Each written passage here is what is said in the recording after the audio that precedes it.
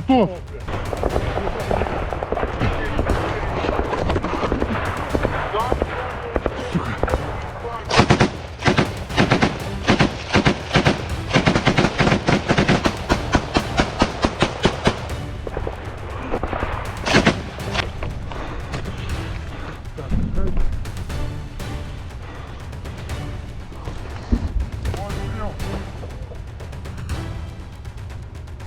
This was a nightmare unfolding directly on the front lines.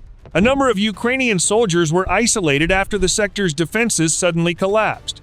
In modern warfare, loss of communication and position can be the beginning of major chaos. The question now is, how did the enemy forces penetrate the rear without being immediately detected? In this video, we will discuss the chronology of the breach in the defense line, the emergency rescue efforts, and the counter-operation to retake the lost territory.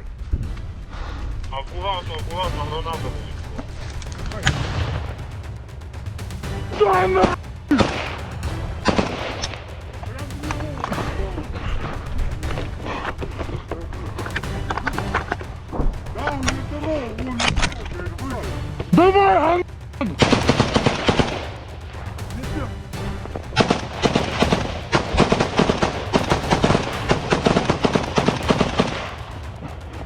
пустой. Лучший. Я бы... Amidst the morning fog and cold temperatures, several silhouettes began moving toward a village building believed to be holding Ukrainian troops. The Russian assault group moved slowly, fully equipped, ensuring the surrounding area was secure before entering the building. They appeared very confident. The situation on the ground convinced them there was no significant resistance remaining in the area. However, from the air, Ukrainian reconnaissance drones were actually still monitoring all movements.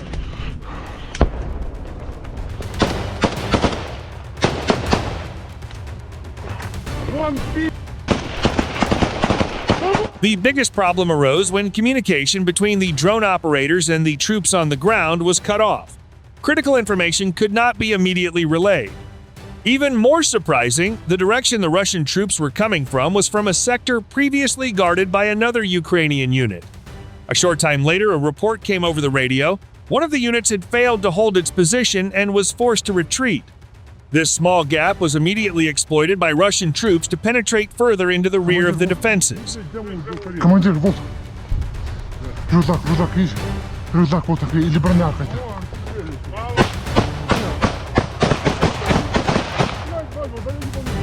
Где? Я не вижу нихуя.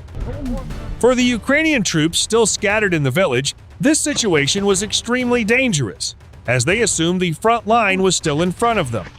In reality, enemy forces had already moved through the rear and cut off their escape routes. Contact between groups began to be lost, one by one. The situation descended into chaos within minutes. Normally, such situations would be handled by special forces, but time did not allow for additional reinforcements. The field command made a swift decision to withdraw the remaining trapped troops while requesting artillery support.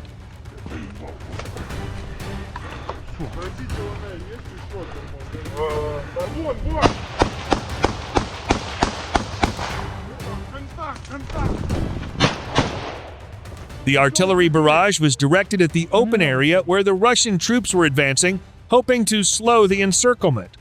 Meanwhile, Russian troops began clearing buildings one by one using grenades before advancing further.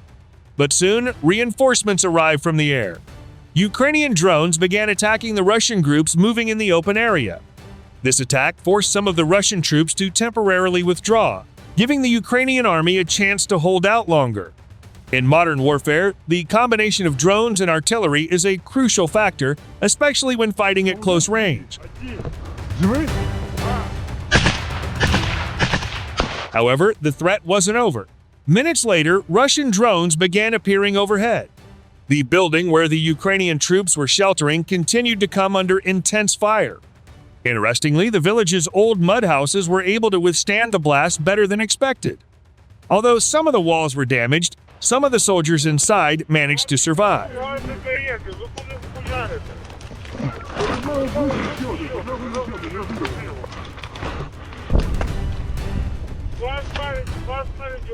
The pressure continued to mount. Explosion after explosion pounded the shelter area relentlessly.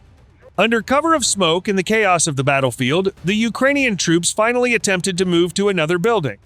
At the command post, tensions were high. Drone operators and commanders continuously monitored every movement on the battlefield. However, amidst this situation, new reports emerged that 2 Ukrainian soldiers had been captured near the village.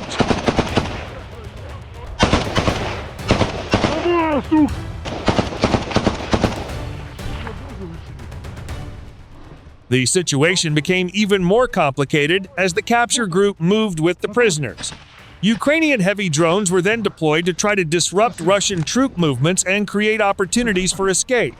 The calculations were made with great precision to ensure the explosion would not hit the captured Ukrainian soldiers. When the payload was dropped, the Russian troops immediately panicked and sought cover.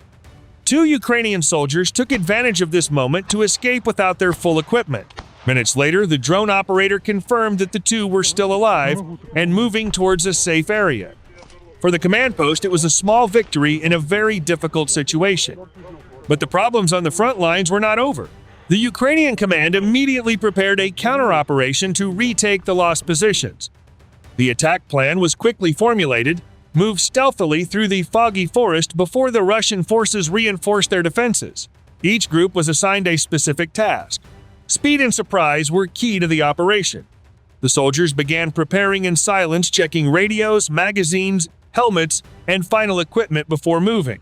They then marched several kilometers through the forest without vehicles to avoid detection by the drones. Thick fog severely limited visibility. Navigation was carried out using a compass and map. Once the entire team reached their starting position, the attack began.